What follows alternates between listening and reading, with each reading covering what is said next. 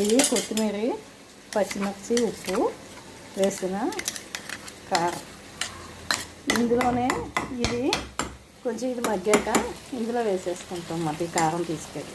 అంతే, కొత్తిమీర కారం రెడీ అయిపోతుంది.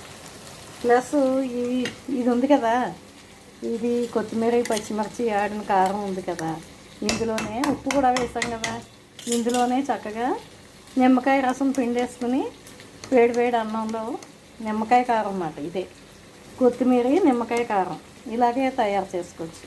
నేను కూడా ఒకసారి తయారు చేసి పెట్టాను, వీడియో చూడండి. ఇలా మిక్సీ ఆడేసుకుని నిమ్మకాయ పిండేసుకుంటే నిమ్మకాయ కారం అన్నమాట. కొత్తిమీర నిమ్మకాయ కారం. ఇదిగో చూసారా మగ్గిపోతుందా? ఇదిగో నేనేమో కొత్తిమీర, పచ్చిమిర్చి, ఉప్పు మిక్సీ ఆడేసాను కదా, కారం రెడీ అయిపోయింది. ఇది మగ్గిపోయిన తర్వాత మెత్తగా మెత్తగా ఇలా నలిపితే మెత్తగా ఉండాలి. అయిపోయి ఇంకొంచెం మగ్గాలన్నమాట. మూత పెట్టాం. అది మగ్గిన తర్వాత ఇందులో ఏం వేసాం? నూనె వేసాం, పోపు సామాన్లు అన్నీ వేసుకున్నాం. శనగపప్పు, మినపప్పు, ఆవాలు, జీలకర్ర, ఒక పెద్ద ఎండుమిర్చి వేసాం. ఉప్పు వేసి పసుపు మగ్గ పెట్టేసుకున్నాం. ఇదిగో కొత్తిమీర, పచ్చిమిర్చి, ఉప్పు వేసి మిక్సీ ఆడేసాం. ఇది మనకి ఎంత కారం కావస్తే అంత కారం అందులో వేసుకోవాలి. ఇంకొంచెం మిగిలింది అనుకోండి, మనం దోశల్లో కూడా ఈ కారం వేసుకోవచ్చు.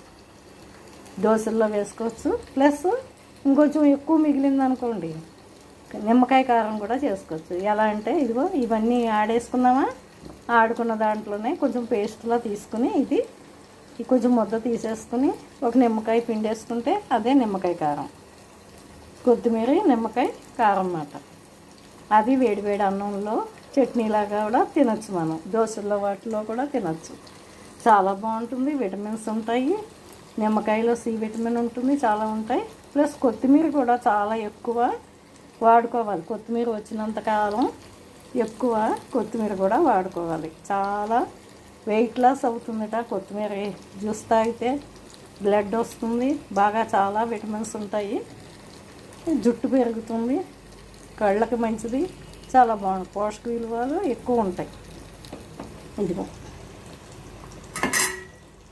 జుట్టు ఊడిపోతుంది అని బాధపడే వాళ్ళు కూడా కొత్తిమీరని ఎక్కువ జ్యూస్ లాగా అలాగా వాడతారు.